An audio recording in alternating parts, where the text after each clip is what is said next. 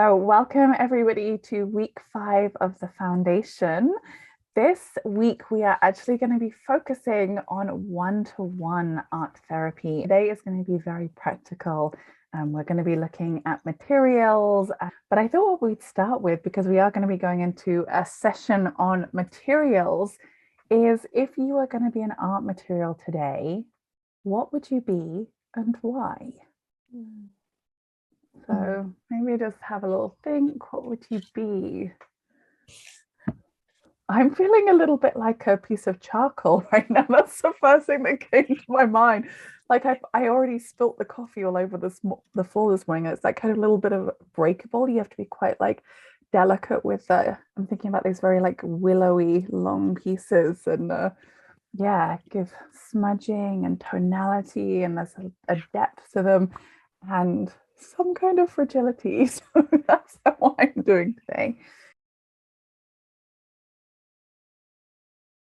And I love to ask that question as well when I start a session, either in a group, but also in one-to-one, and have that kind of check-in with my client, because it gives me so much information right from the beginning and already gets us into this metaphoric kind of way of like understanding. Most of us were like, why did I pick this? Why am I clay? Why am I charcoal? And it's like, and then we get to kind of unravel and already start to pull out and try to understand.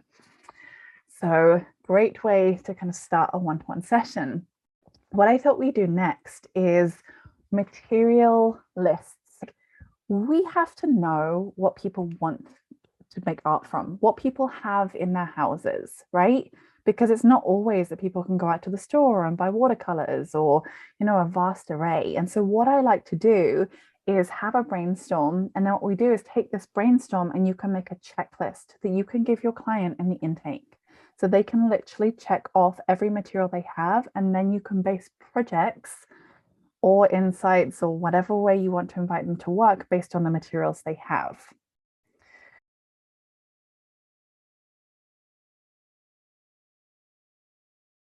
And invite you to start listing what are the materials that people could use from their homes.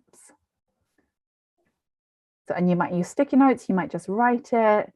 So just thinking about some of the things that you might have thought about. And if you write the material and it's not really obvious how you can use it, you might do something like, for example, I'm going to write milk, and you can use that for milk prints with food coloring.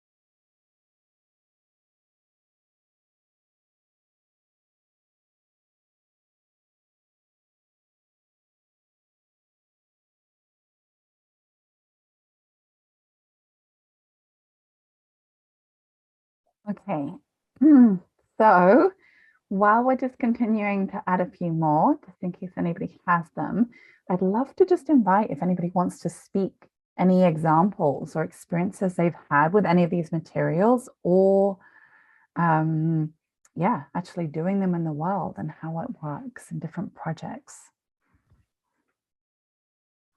Does anyone want to share? Yeah, Erin, go for it. So I'm the one that put oil yesterday. I had 2 sessions at the nursing homes, and we did stained glass, I call it stained glass Easter eggs. So the goal was reality orientation. So they were designing, decorating their Easter eggs, and then you put oil on the paper and it makes it translucent. So it's almost like a stained glass that they can then put in their windows of their residents' rooms, and the light comes through. Wow, beautiful. That's great. Thank you. I feel like you need to give us a workshop on that. Any oil will work. You just rub it. Wow, great. Thanks. Anyone else like to share? I've used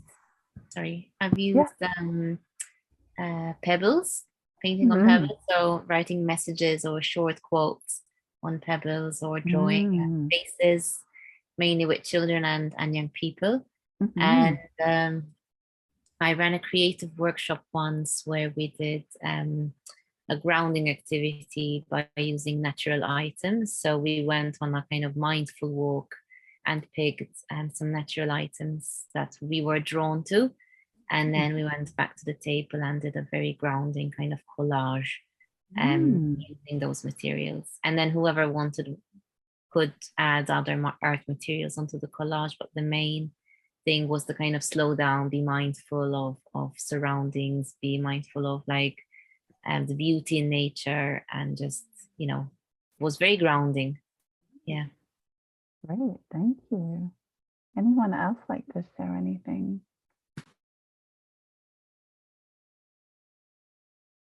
Mary? The start of the pandemic, I did some workshops actually with my nieces and nephews, so they weren't art therapy, but I think they could be transitioned. And we made creatures and characters out of toilet paper rolls and pipe cleaners and stuff like that.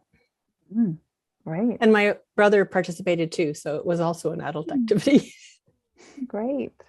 Yeah, and so some of these may be kid activities, some of them may be adult activities, and so really what I encourage from this is that you start to make a list where it's like, you know, people can tick off what they have. And so that you are able to work with certain materials because you know that they're available. Like I've also had a lot of, somebody wrote on their tin foil can make sculptures. I've had a lot of success with making sculptures in that way. Also with teens, like I've done a lot as well with altering clothing.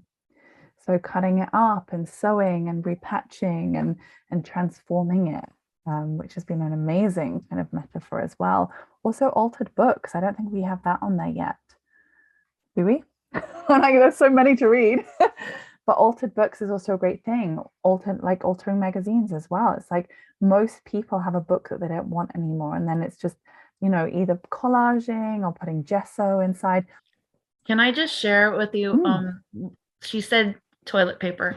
I want to show you guys that. I'm not sure if you're going to be able to see this though. These are the toilet paper sculptures that my 10 and 11-year-olds did. Food. Wow.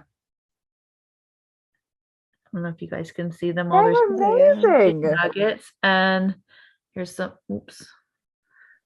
So they made that out of the paper, right? Not the rolls. Out of the paper and water, and then they paint it after they're done. So we did food, and this. Look at this big sub. They even brought in to wrap it. There's a grilled cheese. This is one of my favorites right here. This is s'mores. Oh wow. And all you need is toilet paper and water, and then paint later. Wow. So it's kind of like paper mache? Yes, but I've been a portable, so I didn't want to do paper mache because it's too messy. So I started doing this a couple of years ago, and it's less, other than the painting part, it's much less messy, and it's cheap too because you can just, each kid can bring in a roll. Everyone has toilet paper at home. Wow, thanks, Erin. That's amazing. This is really amazing. I didn't even think of that, but Mary mentioned that. I'm like, yes, that's totally an easy one to do from online. Yeah, it's super easy. So yeah, again, it's going to really depend on who your clients are, right? If you're working with adults, if you're working with teens, if you're working with elderly, the access to materials, if you're working with kids, it's also going to be very much up to how much the adult is there, either to be with the kid or be setting them up with certain materials and supporting them through the sessions.